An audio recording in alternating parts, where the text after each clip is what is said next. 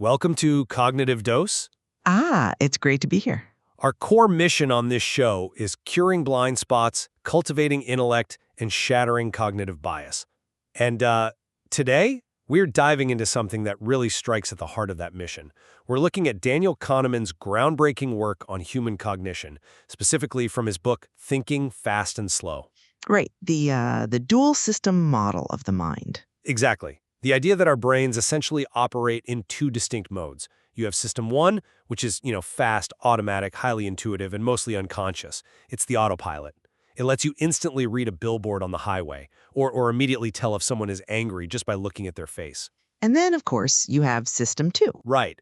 System two is the slow, deliberate, analytical mode. It's what you use when you're parallel parking in a tight spot or trying to multiply 17 by 24 in your head. But the catch, and this is vital, is that System 2 is fundamentally lazy. It really prefers to let System 1 run the show whenever it possibly can. Which sets up our entire debate for today. Because if humans rely on this fast, error-prone autopilot, we are highly susceptible to predictable cognitive illusions. So the central question is, should governments and institutions step in? Should they use what's called libertarian paternalism or nudges to guide our choices? Or does relying on this expert-driven choice architecture inherently undermine individual freedom and democratic values? And I am taking the position that because we are so fundamentally vulnerable to arbitrary framing effects, intentionally designing our societal defaults to protect us from our own predictable errors is an absolute necessity. Well, I argue that the traditional rational agent model rightly prioritizes individual freedom. Shifting power to a class of so-called objective experts dismisses the validity of subjective human emotion and democratic risk assessment. Well, before we clash on the policy, I think we really need to lay the foundation. We have to understand the baseline concepts here. For decades, traditional economics built its models around a fictional species of creatures that behavioral economists playfully refer to as econs. The spreadsheet humans. Exactly. If you picture an econ, they are a spreadsheet with a pulse. They constantly maximize expected utility.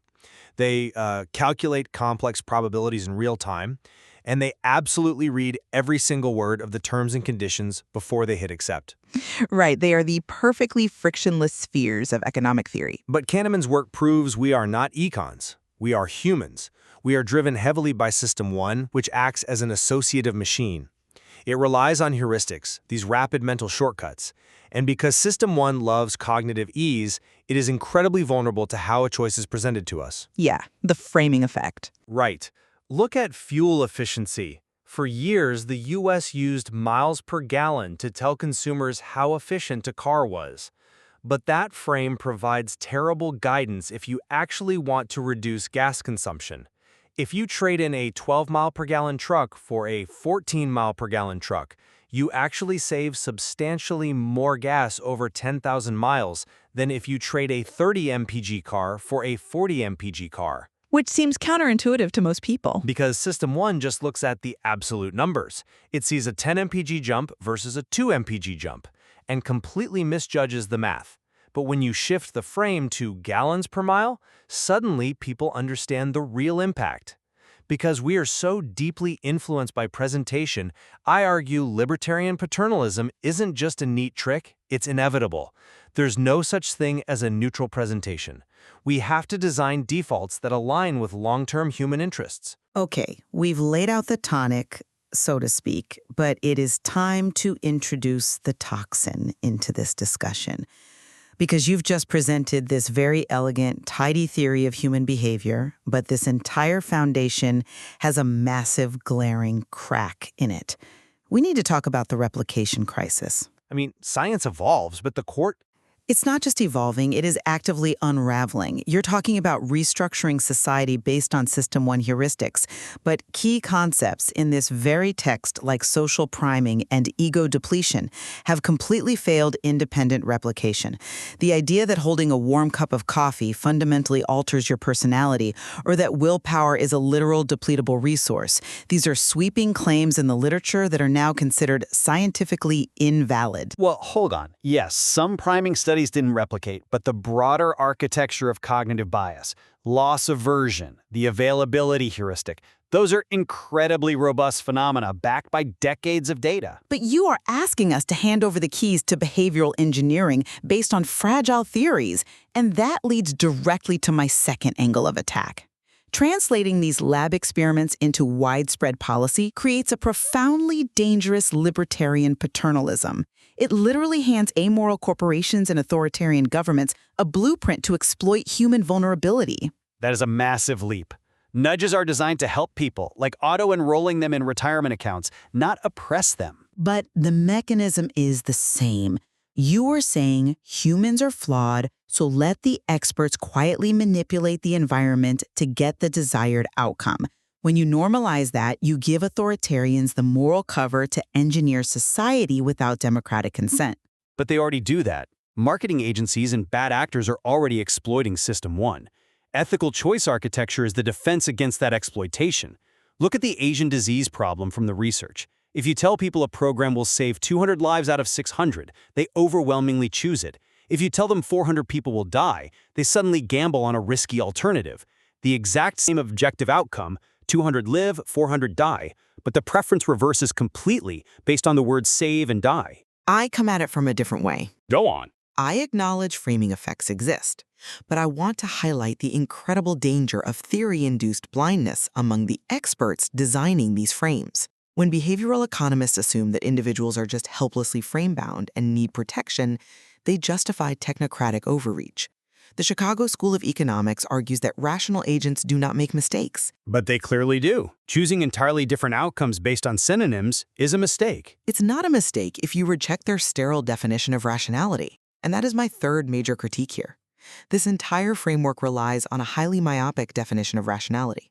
It conflates the behaviors of weird, Western-educated, industrialized, rich, democratic undergraduates taking lab quizzes with universal human biology. It's not just undergrads. These tests have been run globally across various demographics. That the benchmark for what is rational is completely artificial. What Kahneman labels as an irrational cognitive error is very often a highly sophisticated evolutionary survival heuristic. You say System 1 is making a math error. I say System 1 is executing millions of years of evolutionary programming that prioritizes avoiding catastrophic loss over optimizing a sterile mathematical equation of expected utility. I see why you think that, but let me give you a different perspective. Relying on evolutionary emotional responses to dictate modern policy is a recipe for disastrous outcomes. We live in a complex statistical world now, not the Pleistocene savanna. This brings us to the affect heuristic. Humans substitute a very hard question, what are the actual statistical probabilities of this hazard, with a much easier question, how do I feel about this? And how people feel is a valid metric in a democracy. Not when it leads to horrific misallocations of public resources. This is driven by Weaponizing. What you see is all there is. Our brains only evaluate the information right in front of us. Look at the debates between risk experts like Cass Sunstein and Paul Slovic. Sunstein rightly points out availability cascades. A localized toxic waste scare gets huge media coverage, the public panics, and lawmakers spend billions cleaning up a statistically tiny risk, while massive, systemic health crises go completely unfunded. Because the public doesn't fear them in the same way. Exactly, which is why Sunstein's approach of nudging is so vital. It acts as a necessary System 2 check on an impulsive, fear-driven populace. Impartial experts must step in to handle risk regulation, so the math actually adds up to save the most lives. But Paul Slovic's counterargument is exactly why our approach fails. Slovic argues that risk evaluation is not just a math problem waiting to be solved by a technocrat. It is an exercise in human values. Public fears, even if amplified by the media, point to genuine democratic priorities. Even if those priorities are statistically wrong? Who defines wrong? People care about whether a risk is voluntary or involuntary. They care about the dread associated with a specific type of harm. If you insulate policy from public emotion, you produce regulations that the public will violently reject. You create an alienated society managed by behavioral engineers rather than a government that actually represents its citizens. But we have concrete proof that expert-driven architecture works beautifully without alienating anyone. Look at personal finance. Richard Thaler and Shlomo Benartzi designed the Save More Tomorrow program. They saw that loss aversion stops people from saving for retirement. A pay cut today feels like a massive loss. So they tied increased savings to future pay rises. Turning a present loss into a foregone future gain. Exactly. And they use the laziness of System 2 by making enrollment automatic. You only have to exert effort if you want to opt out. That single intervention has objectively improved the financial security of millions. And it didn't restrict a drop of freedom. The opt-out door is wide open. It proves experts can design systems that objectively improve lives. That's a compelling argument. But have you considered the inherent flaw in assuming these choice architects are somehow immune to cognitive illusions themselves? They use data and iterative testing. They are human. The very text we are debating proves that experts suffer acutely from the illusion of validity. They express massive overconfidence in their models despite glaring empirical failures. Look at the planning fallacy.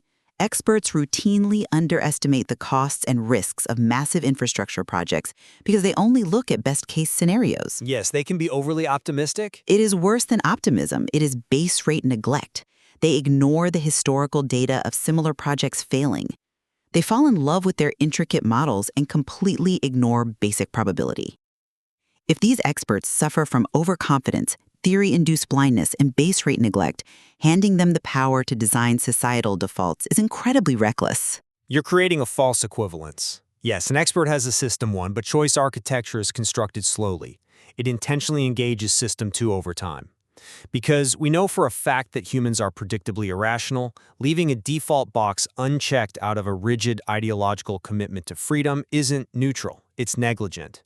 Libertarian paternalism uses our understanding of the brain to build a safer society while strictly maintaining the freedom of choice. But keeping the opt-out door open is often just the technicality that masks coercive power. The architects know exactly how powerful human laziness is. That is precisely why they exploit it. When you let a centralized group of experts decide what the default should be, you are deciding whose values matter most. A society that continuously prioritizes expert nudging over individual deliberation risks atrophying the very democratic muscles required for self-governance. We trade the messy, authentic reality of human choice for a sterilized cage managed by technocrats. Well, we certainly aren't going to resolve the tension between freedom and paternalism today, but navigating the interplay between our fast intuitions and our slow reasoning is a profound societal challenge. Deciding who gets to shape the environments where our choices occur remains one of the most vital questions we face. I completely agree.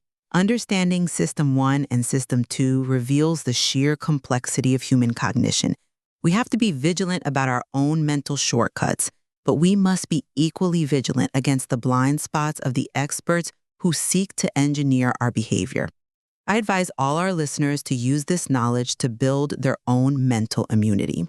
Absolutely. There's so much more to uncover in this field, and building that mental immunity is what we're all about. Thank you for joining us for this rigorous exchange right here on Cognitive Dose.